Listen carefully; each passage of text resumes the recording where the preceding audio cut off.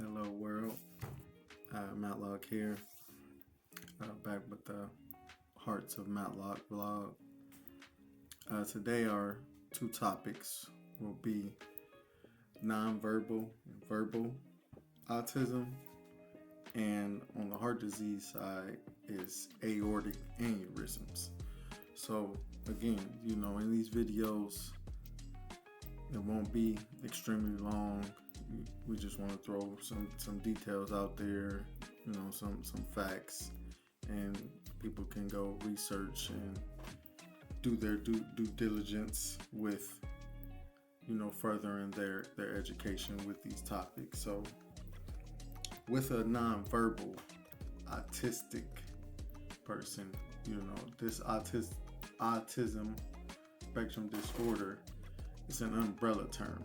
So used in a variety of neurodevelopmental disorders. These disorders are grouped together because they have similar effects on a person's ability to communicate, socialize, behave, develop. So some individuals are nonverbal, non-speaking, and some are verbal speaking. And my experiences with that, which I'll get into here shortly, my son, I would say, was both. So he started off more nonverbal, minimally verbal speaking, to progressing over this last year to more speaking. Still has, tons of milestones and way to go, but he has progressed as far as speaking, which I'll, explain here shortly. So many autistic individuals have some difficulties with delays in communication and speech. Some autistic people may not speak at all. In fact, around 25 to 30% of children with ASD are minimal verbal, which means they speak fewer than 30 or so words or don't speak at all. When autistic person doesn't speak, it's known as non-speaking autism. You may also see it described as non-verbal autism. However, the term non-verbal isn't completely accurate since it means without words. Even autistic non-verbal autism folks, they still speak, they just speak in other ways. So hand gestures, pointing, head nods, writing. There's tons of other ways for nonverbal autistic folks to, communicate and get their thoughts across. So when I said my son is 4. I want to say around 2, maybe 1, 2. We just started noticing, him not hitting milestones. So speech, of course, was definitely one of those. He wasn't asking for things or speaking certain things when he's hitting these ages with these milestones. For example, when he's thirsty, what he used to do was just point at water and juice in the refrigerator. You just go in there, open it, point at it. So over time, what that developed into was him then saying juice or water, him saying drink, him saying milk. But what it has not progressed into yet is him stating a full sense of, I'm thirsty, may I have some juice, may I have some water. Even that sentence of may I have some water, may I have some juice, he's not there yet to communicate that to that level. But he does still point at things, still give us eye contact and smile and yeah, I want that. So there are different ways for him to communicate with us. He is progressing, verbally, but he still does nonverbal I would say, motions and activities, gestures, head nods, and just different things to communicate with us. So verbal, even if one is a verbal autistic person, they still have, barriers there that are hindering them from communicating with you properly. So with you in a way that you're understanding what they're asking for. So even verbal autistic people, have those hindrances. So they still can. I know, like, the learning devices has been a huge help, which he uses at school. But like the learning device, they have all these different like icons and things on there. So like speech things say, I want to eat, I want to use the bathroom. Different educational things, of course, animals, shapes, numbers, vehicles, all those things. But with those tablets, even one nonverbal versus verbal, they can use those tablets and other speaking speaking techniques to get their thought and point across. So with that tablet, I know my son has progressed a ton in school with using that, and he'll say he wants something or he wants to do something, and they've been great at voicing that to us and showing us that in our IEP meetings each week or each month. When we have those IEP meetings, when we do have them, they do tend to show us the tons of progress that he's made. So when it comes to heart disease with aortic aneurysms, so an aortic aneurysm,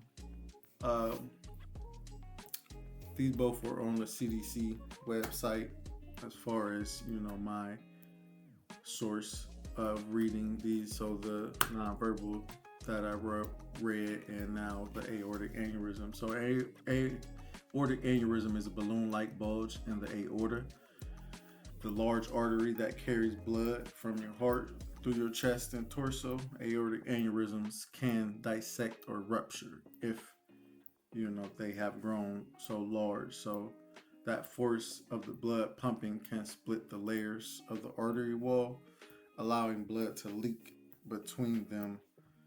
This process is called dissection.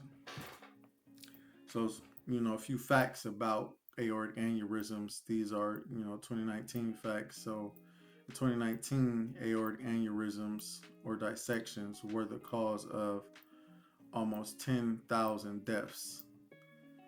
In 2019, about 59% of deaths due to aortic aneurysm or dissection happened among men. So when I found out about my aortic aneurysm, like no symptoms, no issues with breathing, chest pains, never had any of those issues over the years. Again, I played sports from a youth age through, semi-pro, so mid-20s. I played sports, all type of sports, never had any issues with breathing, chest pains, or anything that would have been a symptom or sign that I had any heart issues. So when I found out about my aneurysm, the first cardiologist said it was only a 5.0 centimeter aneurysm, which is kind of at that size where it's still managing.